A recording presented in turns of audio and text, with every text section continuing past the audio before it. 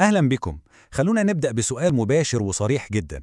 مع كل الكلام اللي بنسمعه عن الشغل أونلاين والحرية المالية، الواحد بيلاقي نفسه تايه. يا ترى أبدأ منين؟ الإحساس ده طبيعي تماما، وفي الشرح ده هنعرف مع بعض إزاي نختار البداية الصح. كتير مننا بيلاقي نفسه واقف في النص، يوتيوب ولا فريلانس ولا يمكن التجارة الإلكترونية هي الحل. لو الحيرة دي مسيطرة على تفكيرك فاطمن، دي مش مشكلتك لوحدك، دي أول محطة بيعدي عليها كل اللي قرروا يبدأوا الرحلة دي. وهنا بقى النقطة المهمة قوي. الموضوع مش إن الواحد ينجح أو يفشل، لا خالص.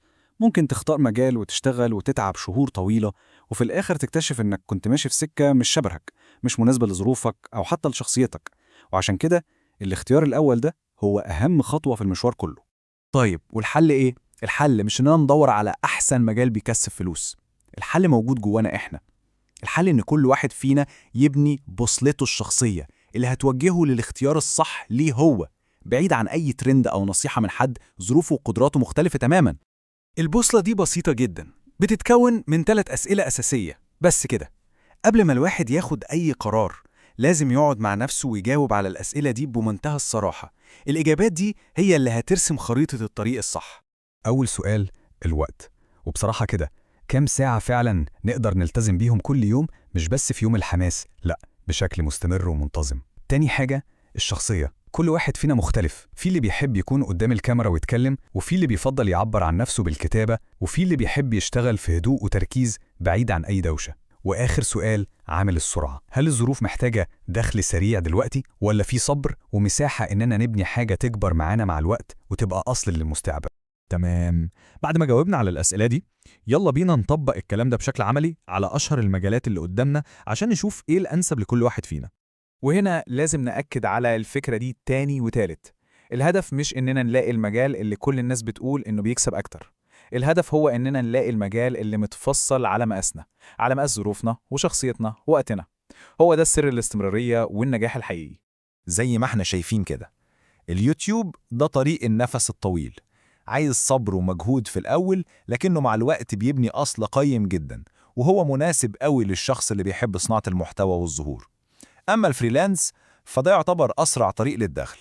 لو عندك مهارة معينة، تصميم، كتابة، برمجة، هتقدر تلاقي عملاء وتبدأ تكسب بسرعة.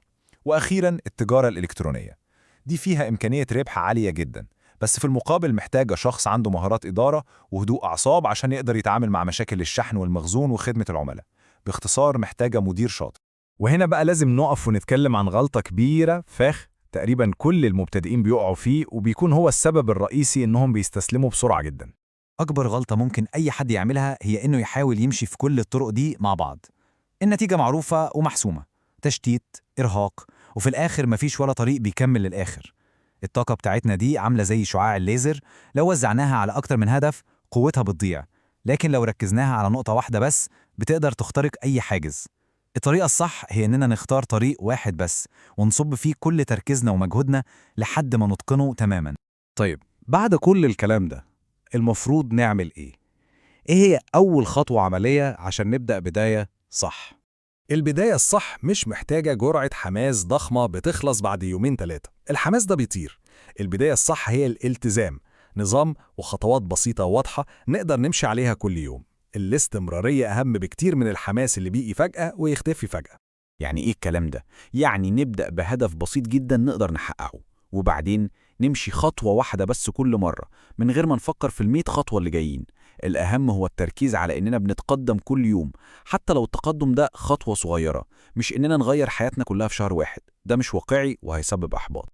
وبكده تكون أول خطوة بقت واضحة زي الشمس.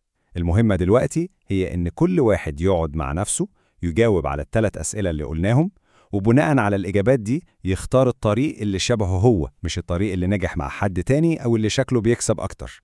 وده بيوصلنا لسؤال مهم جدا للمرة الجاية: هل فعلا الشغل من الإنترنت مناسب لكل الناس، ولا في ناس ممكن يكون الأفضل ليها تمشي في طريق تاني خالص؟ كده خلصنا فيديو النهاردة. لو عجبكم اعملوا لايك، ولو مش مشتركين في القناة اعملوا سبسكرايب علشان يوصل لكم فيديوهاتنا اللي جاية. ولو في أي استفسار عندكم اكتبوه في التعليقات وهجاوبكم عليه.